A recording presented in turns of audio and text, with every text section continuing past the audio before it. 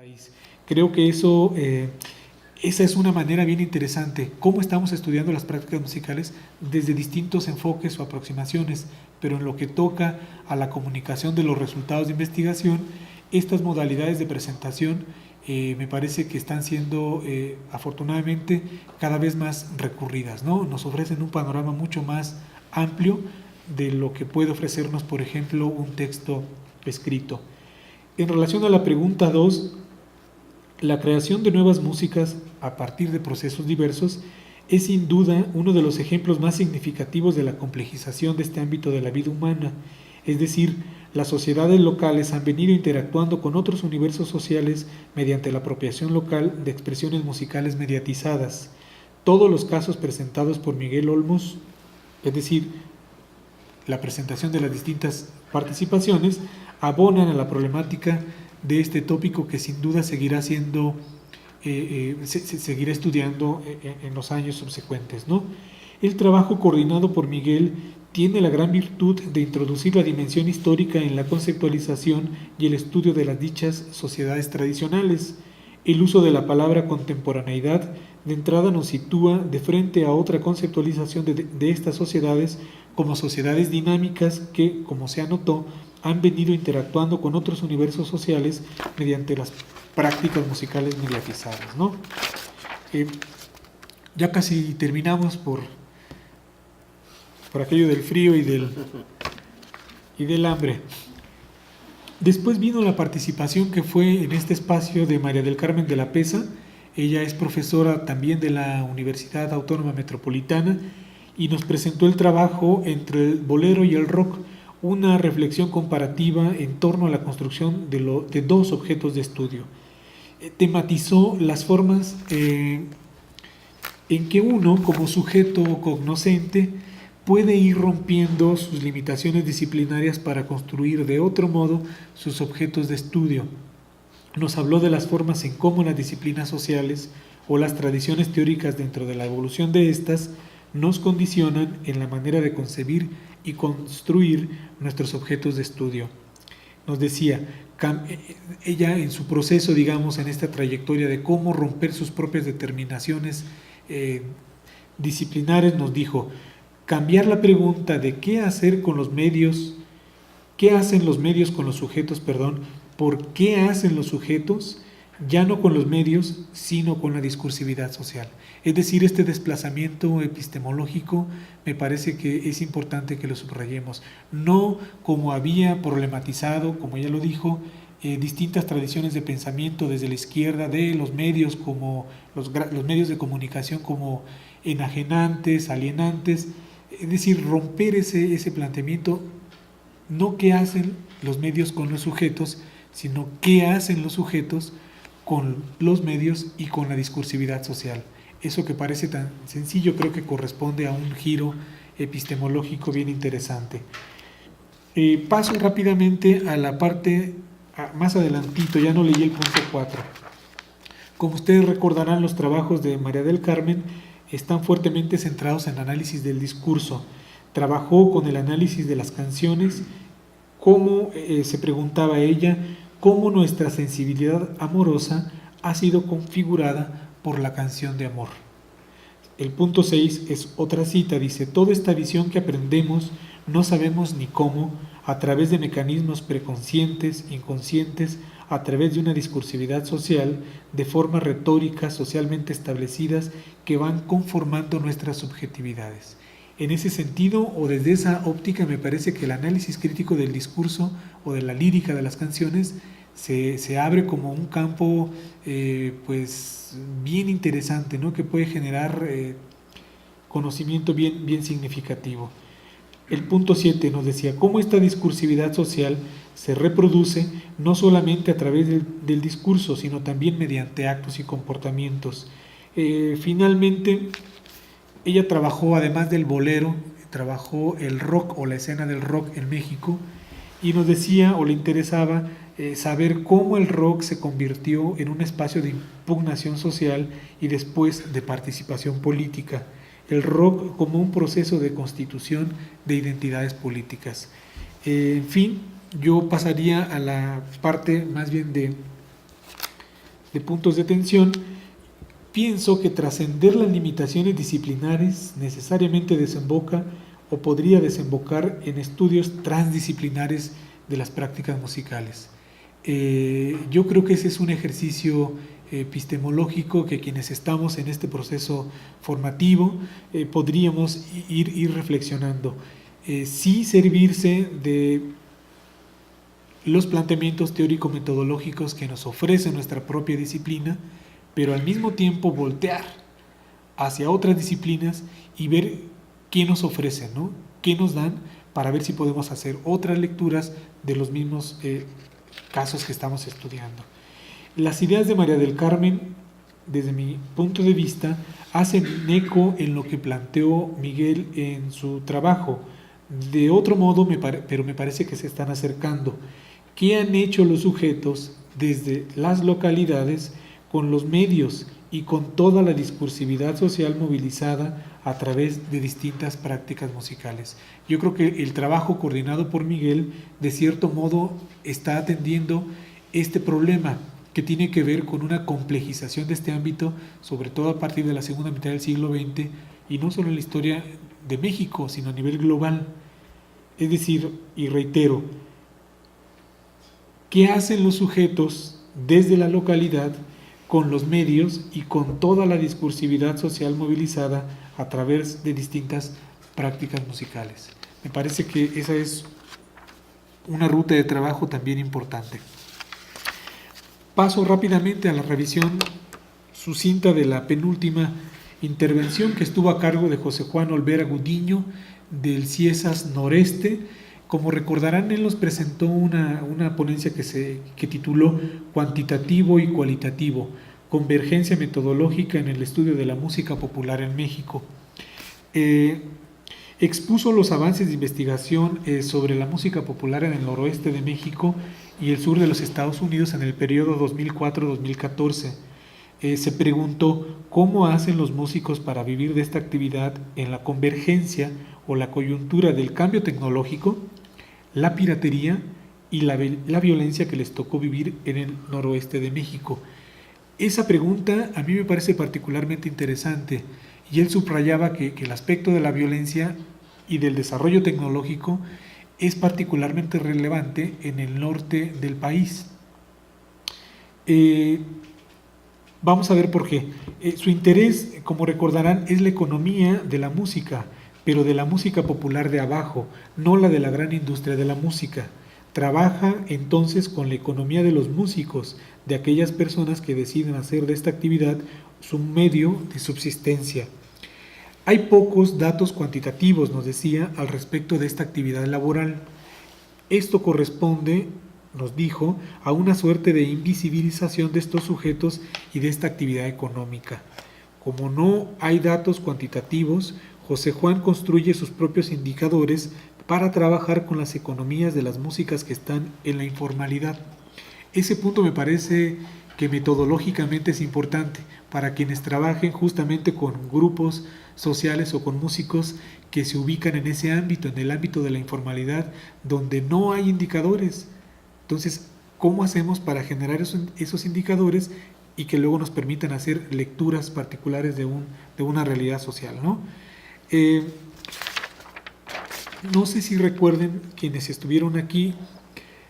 El primer caso a mí me parece muy interesante, el colapso de la industria de la música en Monterrey. El modo en cómo se enfrentaron las empresas vinculadas a la música popular en Monterrey y su área metropolitana a los cambios tecnológicos, la piratería y la violencia en el periodo 1990-2015. La tesis es precisamente que no se ha visibilizado el impacto que tuvo la convergencia de los cambios tecnológicos, la piratería y la violencia, específicamente en la región fronteriza en la que trabajó. Lo que nos relata José Juan Olvera es el colapso de la industria de la música en el norte de México y ciertamente por la confluencia de los elementos contemplados. El caso que nos expone como ejemplo es muy elocuente en lo que toca a las maneras en cómo se habían engranado y cómo se reconfigura el engranaje de las majors como las grandes empresas hegemónicas de la industria de la música en el mundo con las indies o industrias de la música en los ámbitos locales y regionales.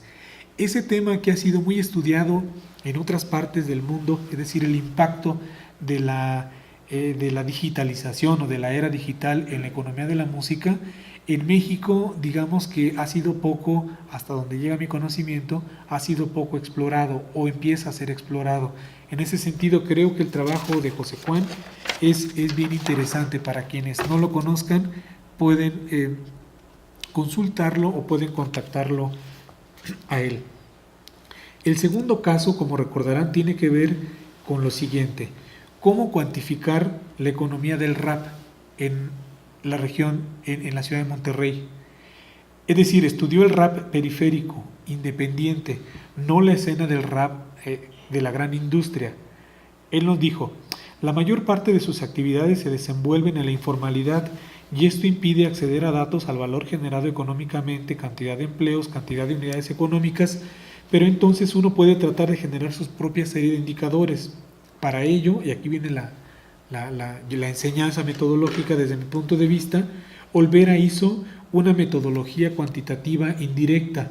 Lo que se me ocurrió, dijo, fue seguir la pista a los carteles de rap, de eventos de música de rap, y tratar de sistematizar la información sobre precios de boletos, patrocinadores, promotores, artistas y escenarios. Este último hecho suscitó una participación activa por parte de los raperos, quienes ampliaron la base de datos con otras informaciones, de modo que se estableció una relación de colaboración. Lo que era desconocido para unos era conocido para los otros, raperos, Olvera y su equipo, y viceversa. Esta dinámica, nos comentó, se realizó durante 26 meses. Hacia la parte final, volver a este punto 9. Rápidamente diré, el tercer caso que nos expuso fue: la violencia se tradujo en un reflujo de la economía de la música en la región de La Laguna. La economía de aquella música no ligada a la gran industria de la música y los grandes escenarios. José Juan nos habló de los músicos de abajo, es decir, de aquellos que amenizan la vida nocturna y las fiestas familiares. Ese sector de músicos, digamos, durante el periodo de la violencia, como nos lo relató, pues se vio fuertemente golpeado.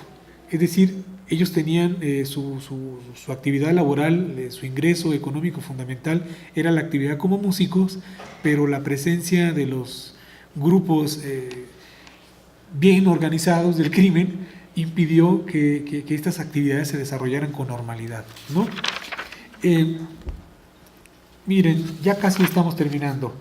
El punto 11, que él es una cita textual, él lo dijo aquí casi a manera de conclusión: la convergencia de metodologías y técnicas cuantitativas y cualitativas ayuda y complementa la generación del conocimiento como un principio heurístico en sí mismo.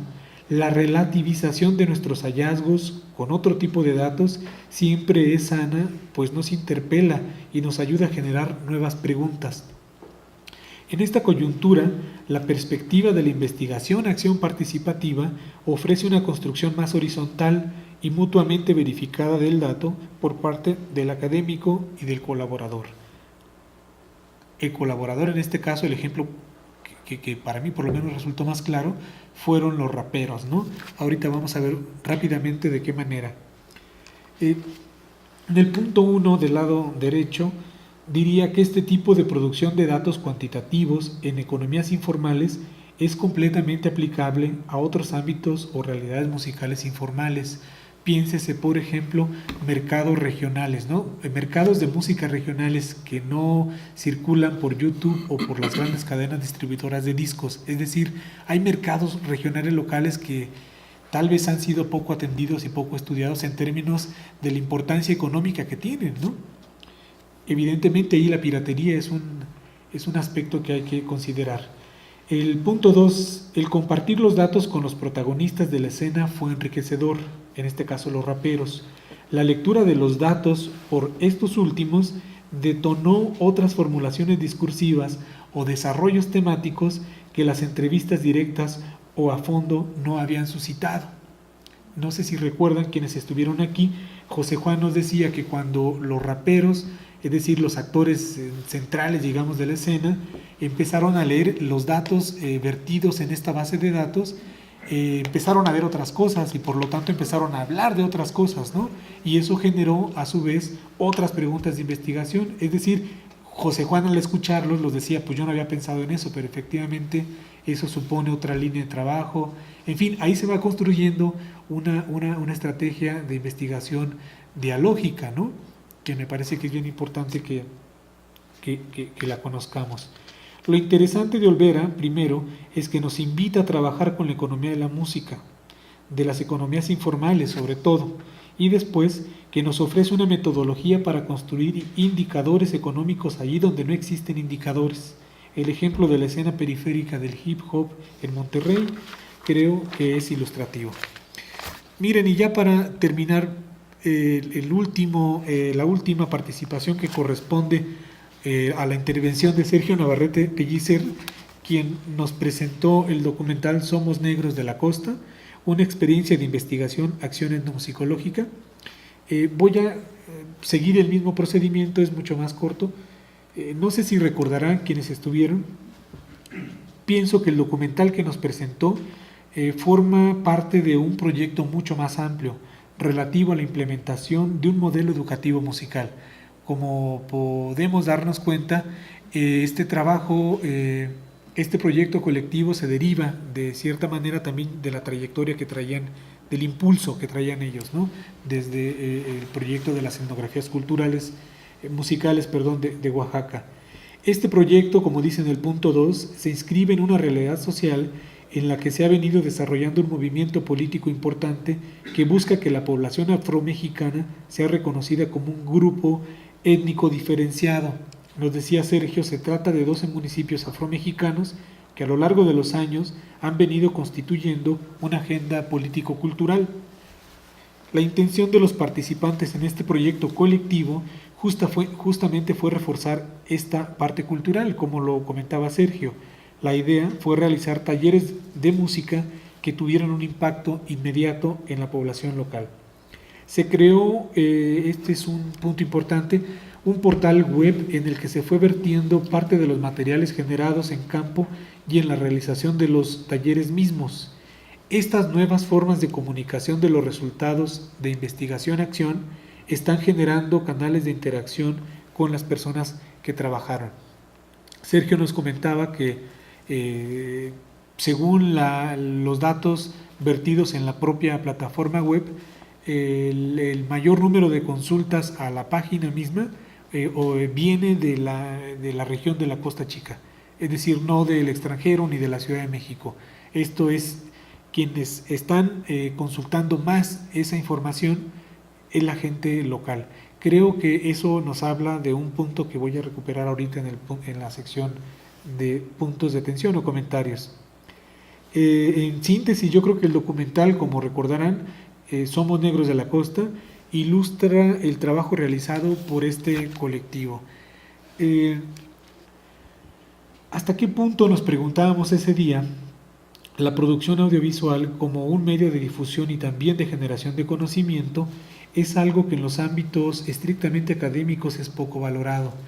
Esto empieza a cambiar, es decir, distintos centros de investigación superior han venido cobrando conciencia de que la producción audiovisual no solamente permite comunicar resultados de investigación, sino que también este tipo de documentos pueden constituir o pueden desatar procesos de conocimiento significativos. Eso me parece que es importante que lo subrayemos porque corresponde o de cierto modo tiene que ver con la pregunta 1 convocante. ¿Cómo estamos estudiando? ¿Cómo estamos comunicando los resultados de investigación? Me parece que esta es una modalidad significativa, ¿no? La producción audiovisual de cierta manera se pone más rápidamente a la disposición de distintos públicos, no solamente de los académicos, ¿no? Es importante subrayar, por otro lado, no solamente la producción audiovisual como documentales, microdocumentales o videos, sino también el uso de plataformas web como espacios importantes en los que se comparte información y conocimiento generado en la investigación de campo y que no se limita a las publicaciones de artículos o de libros cuyos públicos siguen siendo restringidos. Pues miren, dicho de manera muy rápida, yo intenté en este ejercicio, como ya lo señaló el doctor Fernando, recuperar rápidamente algunos de los puntos que según mi lectura fueron más significativos. Revisando, pensando con calma lo que han sido estos 2 años de experiencia, yo creo que al menos lo que yo puedo comentar, primero que es importante que se vaya construyendo una red, es decir, que nos vayamos visibilizando quiénes somos, qué estamos haciendo y cómo lo estamos haciendo. Creo que eso es una actividad importante que nos puede llevar a consolidar un poco el camino andado, pero también nos puede nutrir en términos de que podemos ayudarnos de la experiencia de los otros para comprender mejor nuestras propias experiencias de investigación o construir de maneras más contundentes, más sólidas nuestros objetos de investigación.